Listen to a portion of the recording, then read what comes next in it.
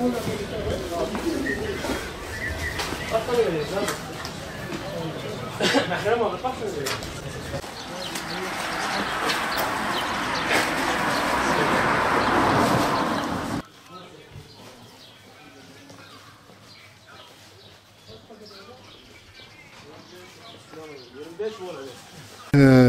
Kervanı olarak Gaziantep'te yıllardan beri hizmet yapan bir kuruluşuz. Dolayısıyla bu senede yine Ramazan ayında, Ramazan gelmezden önce çalışmalarımızı yaptık, hazırlıklarımızı yaptık. Daha önceden ihtiyaç sahibi olan aileleri tespit etmiştik. Ramazan içerisinde, Ramazan'ın öncesinden başlayarak Ramazan ayı içerisinde devamlı olarak gıda kolilerimizi ihtiyaç sahibi ailelere ulaştırdık.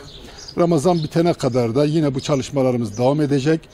Allah kısmet ederse Ramazan'dan sonra yıl 12 ay mağdur olan, ihtiyaç sahibi olan yetimler, dullar, öksüzler vesaire bunlara da yine Umut Kervanı olarak onlara inşallah bu yardımlarımızı, gıda yardımlarımızı ulaştıracağız. Allah-u Teala bu konuda bizlere ulaşan hayır sahiplerinin hayırlarını kabul eylesin. Allah-u Teala onların kazançlarına bereket katsın. Umut Kervanı uzun yıllardan beri biliyorsunuz Gaziantep'te bu çalışmayı yapıyor. Bilinen bir kurum kuruluş olduğu için hakikaten bu Ramazan'da çok yoğun geçti. Ramazan öncesi hazırlık ve Ramazan sonrası hakikaten inşallah yine hazırlıklarımız, çalışmalarımız devam edecek. Ramazan içerisinde biliyorsunuz Ramazan geldiği zaman genel olarak ihtiyaç sahibi ailelerin listeleri kabarık olur. Onlar Ramazan içerisinde talepler daha çok olur. Bu sene geçen yıllara rağmen daha çok oldu. Çünkü biliyorsunuz bu sene malumunuz bu koronavirüs hastalığından dolayı çok insan mağdur oldu. Evinden çıkamaz oldu, işe gidemez oldu ya da hakikaten çok ciddi manada ihtiyaçlar hasıl oldu. Bunlar hepsi genel olarak talepleri Umut Kervan'dan onlara yardımcı olmaları, destek olmalarıydı. Biz de gücümüz nispetinde bize müracaat eden ve ihtiyaç sahibi olan ailelere el uzatmaya çalıştık. Onlara yardımcı olmaya çalıştık.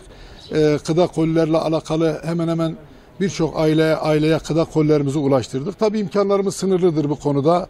Dolayısıyla bunun için hayır sahiplerine diyoruz ki her yıl olduğu gibi bu sene de Allah sizlerden razı olsun.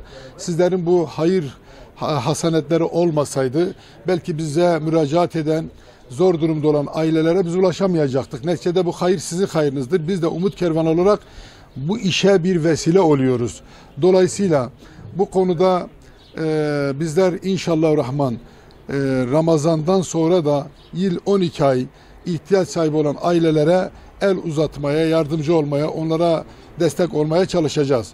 Allah-u Teala şimdiden hayır sahiplerinin yapmış olduğu hayırları kabul eylesin, yapacakları hayırları kabul eylesin.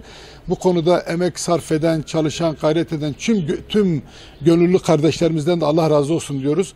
Umut Kervanı olarak çalışmalarımız inşallah devamlıdır, devam edecek. Allah cümlenizden razı olsun. Tüm İslam aleminin bu vesileyle tüm İslam aleminin bayramını kutlar, tebrik eder, hayırlara vesile olmasını Yüce Rabbimden niyaz ederim.